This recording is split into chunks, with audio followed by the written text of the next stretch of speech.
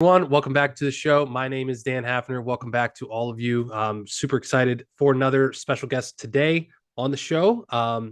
Terry Ziemniak. Is that how Ziemniak. It Ziemniak? I depends totally forgot depends to how like. Polish you are. But yeah, Ziemniak, Ziemniak, if you're my grandma. Ziemniak. Interesting. Okay. Forgot Yeah. to forgot to clarify that with you before we started. My fault. My apologies, everyone. Um, But yeah, so we got Terry on today. He's talking about cybersecurity stuff. It's going to be really, really fun.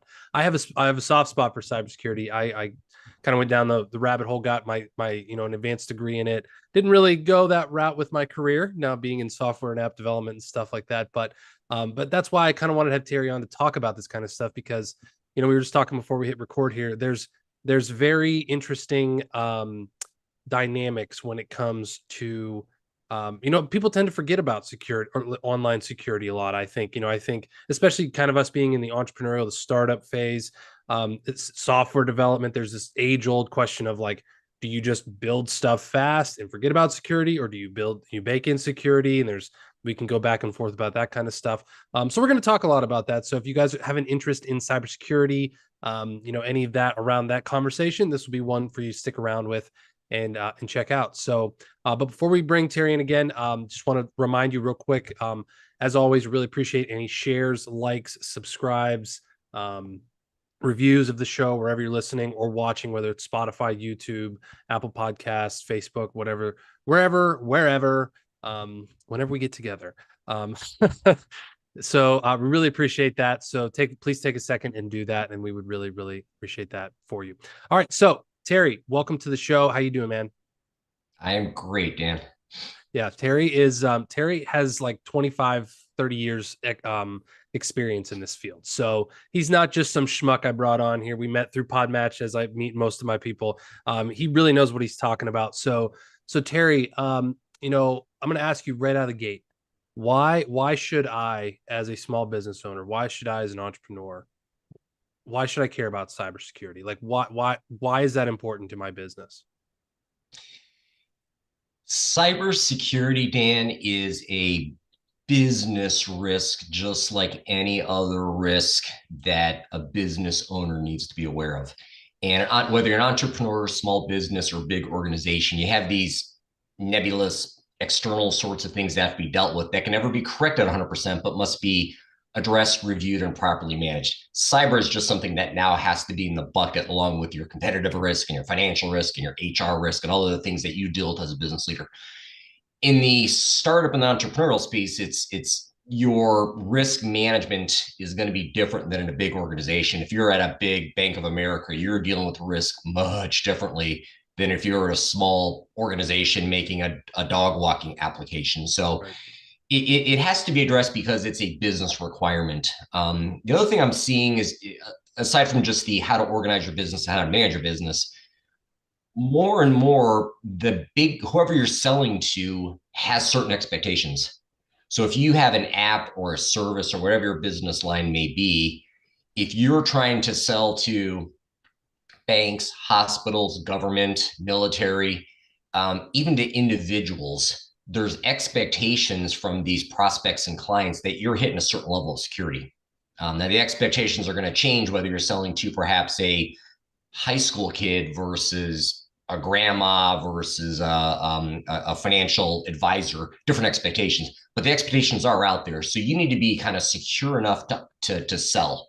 And we can certainly dive into exactly what that means, but um, you need to find the right balance line. Are you shooting for Fort Knox, which I'll tell you now is the wrong target for you? You don't need to be bulletproof as a startup or a small company. But on the other hand, you also can't be irresponsible. So figure out where the right level of security is and then drive towards that.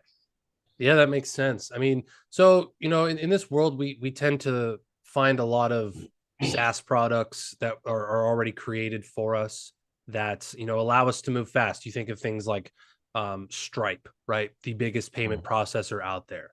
You think of things like Square or big website builders like a GoDaddy or Wix or something like that. You know, um, do those types of platforms serve is it still my responsibility if I'm starting a business, if I'm running my business on these platforms, is it my responsibility to know that they are secure and that they will take care of any customer data that I capture, or is the onus on them to do that? If you're using someone as external services to do something for your business, yes, you must make sure they're secure. Okay. Now that's going to mean different things, and there's a different level of obligations depending on what you're doing. But I'll give you the example of if you're in the healthcare space. Again, you're selling to a hospital, to an independent doctor, to insurance, whoever it may be. That's the HIPAA space. So you've probably all heard of HIPAA. That's when you walk into the doctor's office, you got to sign all that stupid paperwork. That's part of HIPAA, but HIPAA has a whole lot of cybersecurity implications. If you're selling to, again, an independent chiropractor, let's say, and you're selling a service, the chiropractor most likely is governed by HIPAA, and he's going to make you sign a document saying, hey, Dan, you're doing collections for me. So you're governed by HIPAA because I'm governed by HIPAA. So that's a business associate. Now Dan's governed by HIPAA. HIPAA requires you, Dan, to make sure the people working for you are properly protecting the data. So typically there's a chain of contracts that'll go run down the line. So yeah, you're responsible to make sure your third parties are properly secure. The great news is if you're dealing with Stripe, if you have something in AWS, if you're using the big players, your CRM, whatever you have, Salesforce, whatever it may be, is pretty quick evaluation to verify they're hitting the right level of security. So it's a relatively simple assessment at that point. Now, if you're dealing with Terry's financial banking application, you may be a little more leery and have to dive a little deeper into that. But yeah, that expectation of security and that transfer of obligation is typically going to come down contractually from your client to you to your service provider. So there is an expectation that service provider is not providing risk upstream to your client. Yeah, I mean, it's funny you bring up HIPAA because I've had some people approach me over the years and talk about building an application that does this or that or whatever, but it has to be HIPAA compliant. And at first I was like, oh, there's probably a lot of money in that. That would be really, really cool. And then the further I looked into it, the more I realized I will not touch anything HIPAA related with a 39.5-foot pole. I mean, it's so the fines, the potential downside for any kind of breach or any kind of thing that happens through any of that, as a small business owner, scared the living shit out of me. And I was like, nope, not doing that whatsoever. Like, if you want to do that, great, more power to you. Not my cup of tea. Not going to take that on. you know, um, but then That's there's true, but go ahead. Dan, there's not many areas you can play in that don't have those expectations anymore. So Okay, again, explain. healthcare, finance, government, military, even dealing with non-for-profits, education, they all have expectations like that these days. And a lot of them are regulatory based. If you do credit cards, PCI, that's more contractual based, but still there's expectations from your clients and prospects, and you're obligated either contractually or regulatorily, if that's a word. There's expectations you're going to protect the data. You can't carve that out these days. State regulation, California is the big guy, but California has expectations. If you're collecting email addresses regarding, whatever it may be for your end users, you have expectations to protect the data. You just can't avoid it these days. But Wow. I'll go back to my intro statement is you have to understand it. So you got to take a moment, understand what I call what's the right level of security for you. You got to think through what those expectations are and help you write the right line in the sand and then work towards that line. So understand the expectations, draw that line, draw the goal for you, and then work towards the goal. Yeah. Okay. Um, so that's interesting because one thing I think about too, and I've just learned to, I guess, train my brain to think a little differently about these types of things. Is it's from a business perspective, from a almost from like a differentiation perspective. Like, okay, if I'm going to go through and do and kind of revamp some things, go through some things, how can I actually position myself and use cybersecurity, as that differentiator or driver for my brand, for my business, or for any of the listeners, like how does that long term, make me different in the market if I really go down this path? Yeah, absolutely. One of my favorite clients, I've been working with them for several years now, but when I started with them, I spoke to the CEO and I said, and this is a common conversation I have with all my clients and prospects. Why do you want to be secure? Because security is not free. It's going to take some money. You're going to have to adjust your processes. There's going to be adjustments and modifications to hit whatever level of security. Why do you want to be secure?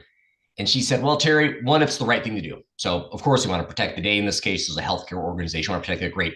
Number two, it's going to be a sales differentiator for us. So she was thinking strategically right off the bat. Say, hey, Terry, when you help me build this program, let's meet the minimums, but let's also figure out how to allow us to differentiate in the marketplace. And that was exactly what she said when I started with her several years ago.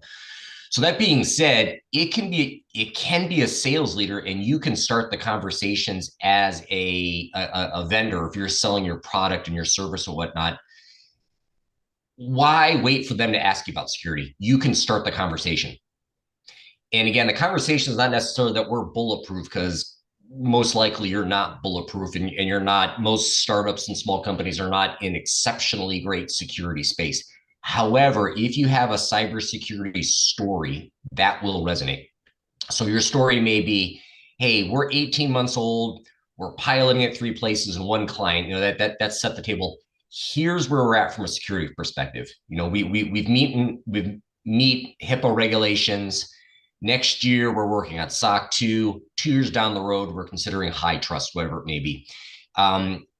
Use industry standard language. We're NIST aligned. Whatever we do penetration tests. So just like your founder and your leaders have to have stories to sell the business and discuss the business, position the business, add a cybersecurity story to your toolbox of stories. Be able to talk about it and discuss it as a differentiator, lead with the conversation. Yeah, that makes sense. And I mean, and that brings up kind of back to what you said something earlier about this, like, this difference between, Fort Knox and, what's Just the being irresponsible and the other being end. Yeah. irresponsible. Yeah. So like, where do you draw that line? Where do you say that, what is, I think as you've termed it in one of your things is, what's secure enough? Like, when can I be like, I'm secure enough. I got enough of, you know what I mean? Like, what does that look like? It depends, because it's a risk management conversation. Secure enough for Bank of America, or earlier in my career, I was VP of cybersecurity at some really big healthcare systems across the US. Their level of secure enough is up here. Well, actually, the banks are up here, healthcare is down here, but you got to figure out what it is.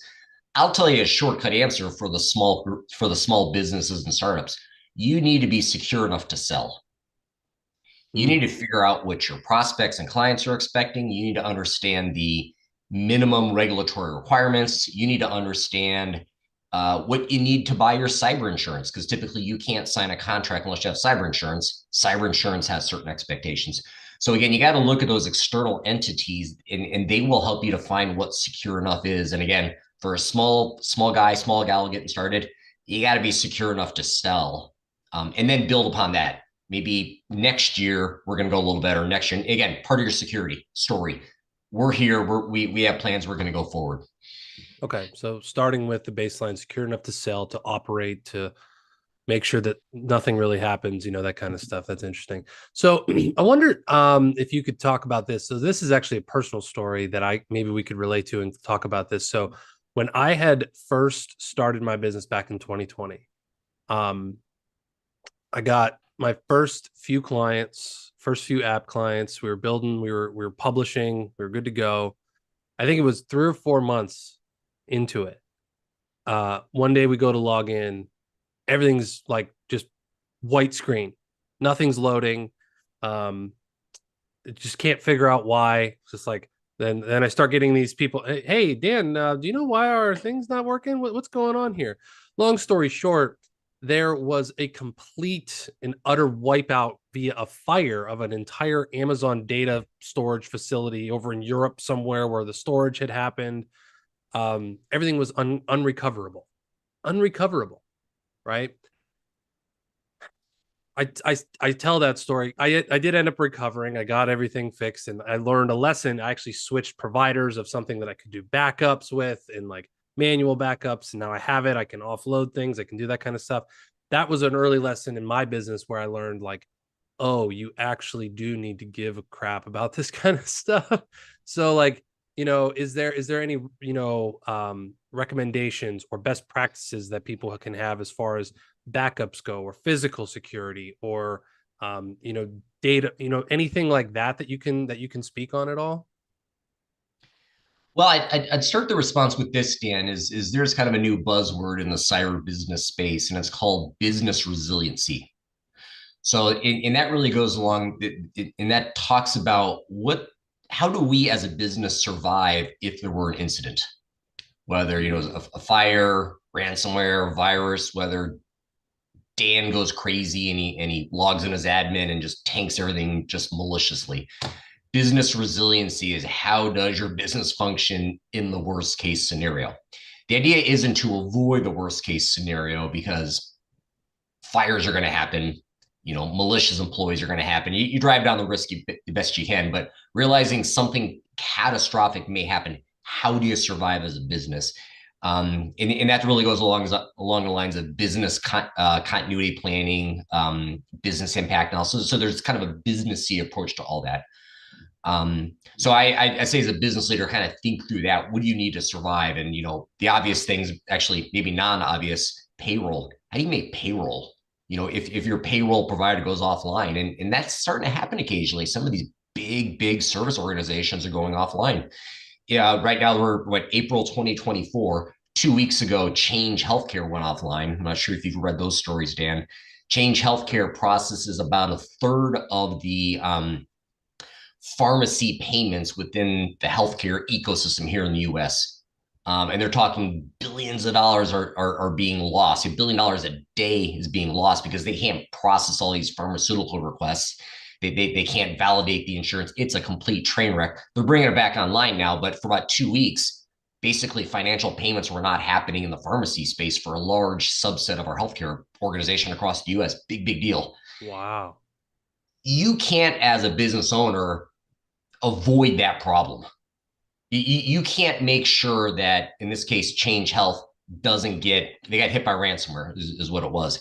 But you can't make sure your service provider is bulletproof. But as a business owner, you can say, this is a really important process for us. What do we do if these guys go down? Even just a tabletop conversation of what's the 5 most critical service providers, and what would you do if, whatever reason, boom, they are off the face of the earth tomorrow? There's some critical conversations. Again, how does your Yeah. business survive in that worst case scenario? Yeah, I mean, it even reminds me, I had not heard about those. Actually, now that you say that, I feel like I might have heard something. But that what immediately comes to mind are those stories when, Meta, when Facebook and Instagram and all this stuff goes down and everyone knows about it all like in 5 seconds, right? And it's a big story. I think there was an outage, several months ago. There was a big one or something. There was a couple last year. Because that's interesting because they're talking about this TikTok ban now as we're recording this, and there's many people that are upset about it because their business was built on that. They sell stuff on there, they get traffic on there, they do things right, and a lot of those people didn't think through like, what do I do if TikTok doesn't exist? If that's where 100% of my revenue comes from, if that Yep. poof goes away, which could actually happen, right? Yeah. Like, boom, what happens? You know what I mean? And Facebook's the same way. So that's a really interesting. I love that you coined that as resiliency, or maybe you didn't coin it, but you refer to it that way because that really sparks a lot of ideas. So do you recommend having actual documents that kind of back these things up, like business continuity things, resiliency things, those types of like, is there any kind of resources that of that people, or do you recommend people having those? You need it for probably a couple reasons. And the number of reasons and how it applies to you would then lead to how good does your documentation have to be. So if you have regulatory expectations, again, HIPAA requires you to do some of this stuff. You have to have reasonably good documentation. So if your objective is hit regulations, be good enough to cover the regulations. However, just as a business owner, this is a healthy exercise to go through, maybe every year, every 2 years. So write it down well enough to capture your thoughts and think through. Maybe you have some assignments and some takeaways, and you've got a calendar to make sure every 24 months we have this conversation again.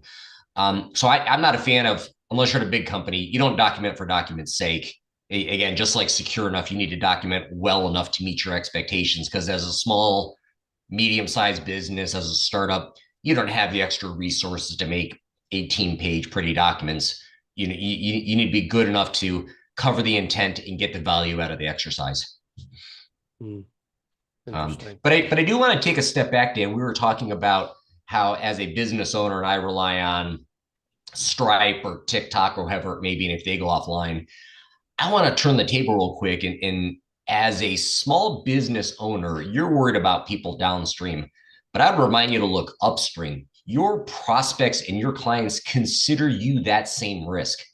They are probably asking the same questions. Hey, I'm a business and I pay Dan to do X. What if Dan disappears? What if Dan goes rogue? What if Dan gets a virus? So while you're looking downstream and protecting yourself from those guys, look upstream and realizing you are their risk. And again, part of your cybersecurity story, help assuage the concerns of your prospects and clients by having that conversation. Because, if they get too worried about you, maybe they're going to look someplace else.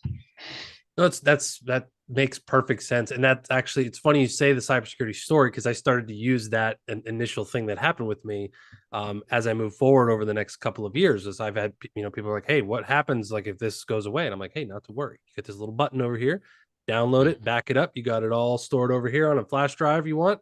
And if everything goes poof tomorrow, you're good to go. So I actually had a little bit of a cybersecurity story now that I think about it. So that's awesome. Very, very interesting. Okay. One thing I want to talk about too is I try to talk about this with a lot of my guests, and this is perfect, is this conversation, this topic of AI, obviously.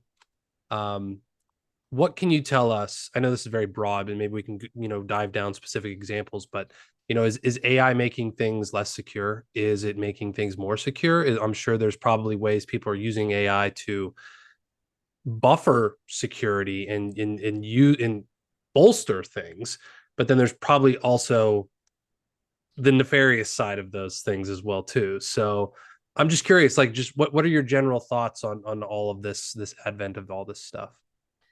Yeah, that is a very broad question. It's good and bad. It's a tool like any other tool. You can find benefits out of it, and there's a lot of negative aspects to it from a cybersecurity perspective. What I would tell you is, if you're thinking about that from a business perspective, kind of break it into some silos. So you've got the AI for office workers, your Chat GPT and your Copilot, all that stuff, and good and bad. But there's areas of concern you have to talk about in that space, and that would be data governance. Can we use Chat GPT? How should we be using Chat GPT? Do we have the rules and policy in place? So, office users productivity is kind of one area of conversations you have to have in the AI space. AI tools for cybersecurity is a whole lot of them. Every cybersecurity company now has AI blasted everywhere, and every piece of marketing and every conversation to talk AI. Most of that technology is already built in. So obviously Google uses it for its email filtering. Your antivirus, anti-malware, your computer is going to use it. Your firewall uses it. Your SIM uses it. So all the technologies that have AI built, that kind of just happens in the background. And that's great. Another thing to think about is your threat actors. So who are the people you're worried about? The bad guys are making better phishing campaigns because they have AI. Now they can say, maybe they can tie together, hey, Dan, they know Dan, they know his email, maybe they know his address. So they go and look online and say, hey, Dan, maybe your tax record. Hey, Dan, I know you live at address XYZ. Your tax bill for last month, you mispaid. Please do XYZ. You can just automate all that stuff these days. They all sorts of great things. Your phishing campaigns get better because, well, just a couple of days ago, one of my clients said, hey, They figured out who the players are in the company. They know who the boss is. They know the phone numbers. So they're sending texts to the players pretending to be the boss, saying, "Hey, I need you to do X, Y, Z." So just better and better social engineering attacks are going to happen because of AI. Yeah. They actually had a case very recently. This is sorry, I'll end with this one, Dan. They had a case out in somewhere in Asia, maybe China, just a few weeks ago. Was announced that a gentleman of finance department, a big company out in Asia, I think China, got an email that said, "Hey, I need you to make this transfer, a financial transfer." And he said, "Boy, that looks unusual. I'm not going to do it." But it was followed up with an invite for a Zoom call, a video call that included the CEO, the CFO, and I think one other person. The four of these people, including the victim in this case, got on a video chat, and they had a chat, and they convinced the guy to do the transfer. The whole thing was artificial intelligence. So the CEO was fake. The CFO was fake. They knew who the people were. They built video and the language models to look and sound like these executives. And the financial guy believed it, and he sent $25 million off to nowhere. These attacks are going to be more and more convincing. Text, image, video, it's all flawless these days. Wow. Well, that was one thing I was going to say was I saw a Facebook ad the other day of these AI chatbots that can do, phone calls. You can do the outbound phone call thing now with all these people with, it's just very, very human like sounding voices, all that kind of stuff. And then thinking about it in terms of cybersecurity, Mm-hmm. just like you said, phishing attacks. Hey, we just got an alert that you did this and that and whatever, and we need you to reset your password and do this and send this over here. But it sounds real. It sounds authentic. It can be, you know what I mean? But that Zoom thing, that's freaky, man. That's wild. Well, I read the FTC, which by the way has some fantastic content for small and mid-sized companies, but the FTC blasts out a lot of information on fraud in the cyberspace. They said the number one, the most valuable, most impactful attacks are cases where the person's on the phone. So instead of sending Dan an email saying, "Hey, this is Microsoft, you have a virus," it's a phone call. "Hey, Dan, this is Terry at Microsoft, you got a virus on your computer." Now you can use AI it's more impactful, meaning the losses are bigger for Dan in this case. The average loss is bigger if you're talking to a fraudster on the phone as opposed to dealing with a fraudster via email. The bad guys know that. So the bad guys are now more and more having fake phone calls because as an end user, as a victim, you're more likely to interact with this person and they can just ratchet up the value of the fraud. Mm, that makes sense. Yeah. That makes sense. And I'll tell you one more thing. Maybe what you're thinking, or listeners may thinking is, boy, this sounds like the end of the world. What are we going to do about it? And that's a great question. We don't have a perfect answer. But I'll tell you, the best fake in the whole world that's 100% convincing, that's indistinguishable from real life.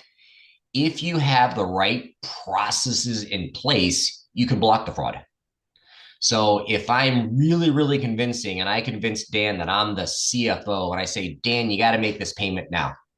And Dan can't tell difference because it's 100%, it's indistinguishable from the real CFO. If the process is in place, if you have a financial process that says Dan will not change the bank routing information without authenticating it two different means, one via voice and one via something else.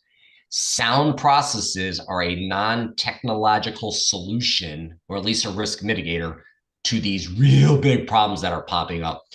Write your processes, test your processes, enforce your processes is a good way to deal with all this social engineering nonsense that's booming now. Yeah. I mean, I even think about that in terms of like movies, like there's they talk about like all these movies with the nuclear launch codes or whatever. And there's, it's like the president has one and then the SecDef has one and then the joint chairman of the Joint Chiefs or something. So unless they're all input, something won't go off or something, won't happen like that. And that makes perfect sense of, just kind of thinking through and it does kind of stink that you have to think through these types of things, but like you said, it's the world we live in. It's the way of the future. It's just um different things you have to think about. What are some other non-technical things that we might consider on top of that? Well, when you talk about security controls, which are protections, your controls, they typically break into buckets of people, process, and technology. So the technology is kind of the shiny firewalls and the bits of software, all the cool stuff that the vendors like to sell you. Mm-hmm. Technology is good; it's certainly needed, but it's not a panacea. It's not going to fix everything. On the people side, you've got training, you've got education, you've got fish testing, culture, empowerment. And maybe that's something to talk about for the small, mid-sized organization, even the entrepreneur.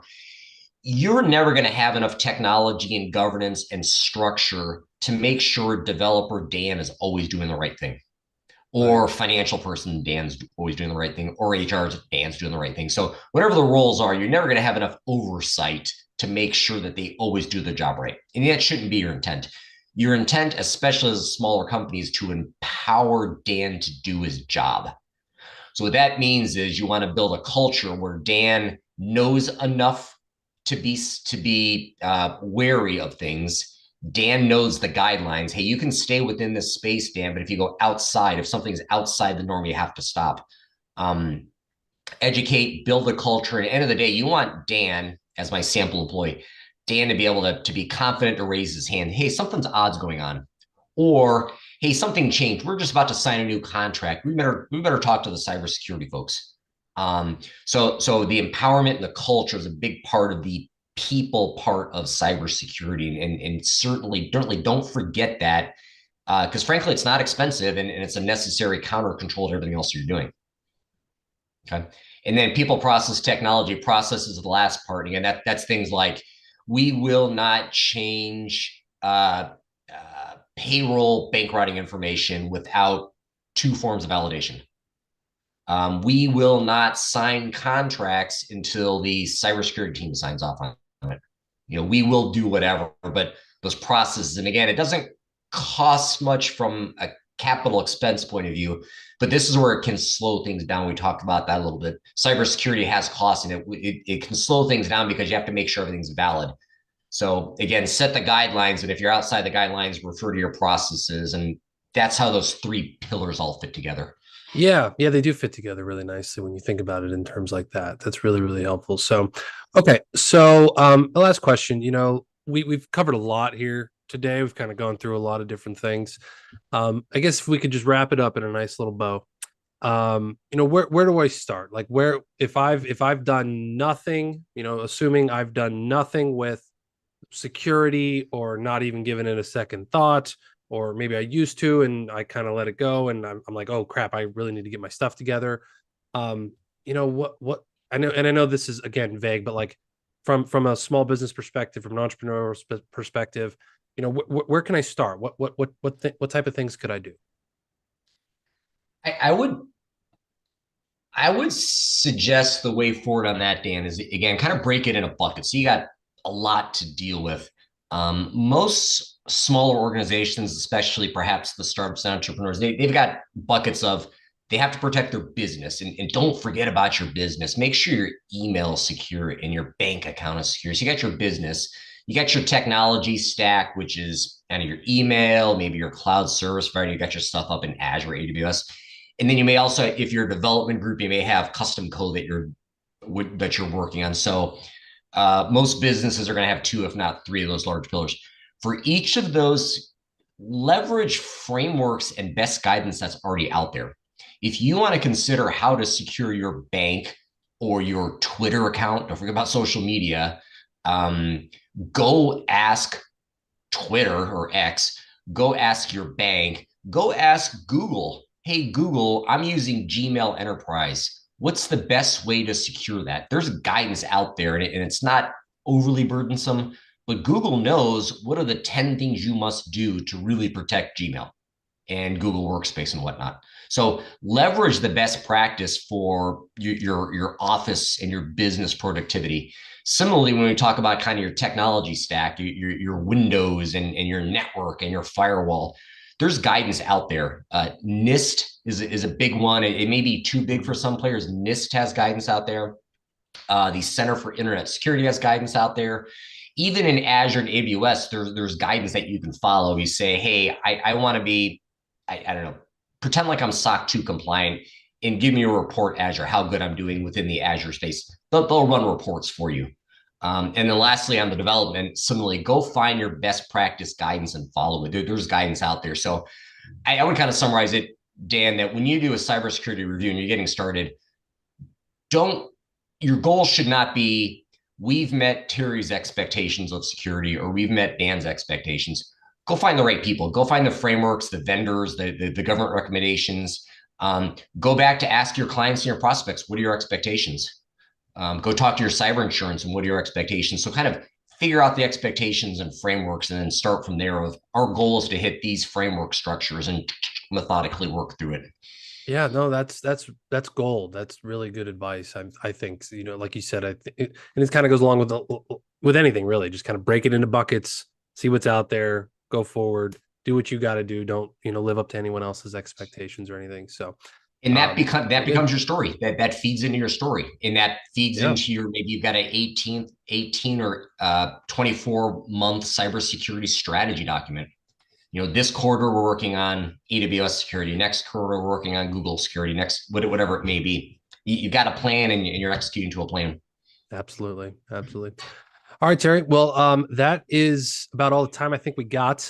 Do you have anywhere where we can go learn more, or anything you want to promote, or anything while you got the chance here? Yeah, thank you. So I've been in the cybersecurity consulting space for about 20 years now. So I actually work with small businesses and startups and kind of help with the business part of cybersecurity. Exactly what we're talking about. What's the right level of security for us? So that's the space that I play in. If you're interested in hearing more, I work for Tech CXO, so techcxo.com.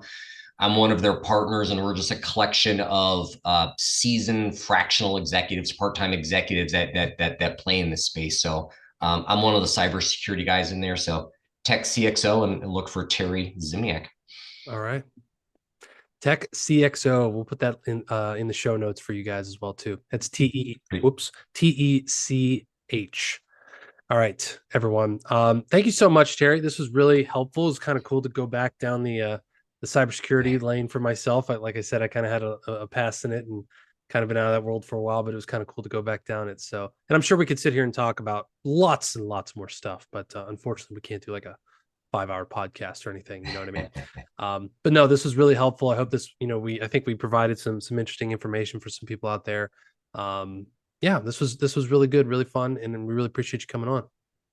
It's been a pleasure, Dan. Thank you. All right, everyone. That's a wrap for this show. As always, please like, share, subscribe, review, rate, anything that you can do to help grow the podcast, help it reach more people, higher ratings, higher rankings on whatever place you are listening or watching. So that is it for this episode, and we'll see you guys in the next one. Be sure to check out the link in the show notes, and we'll see you next time. See ya.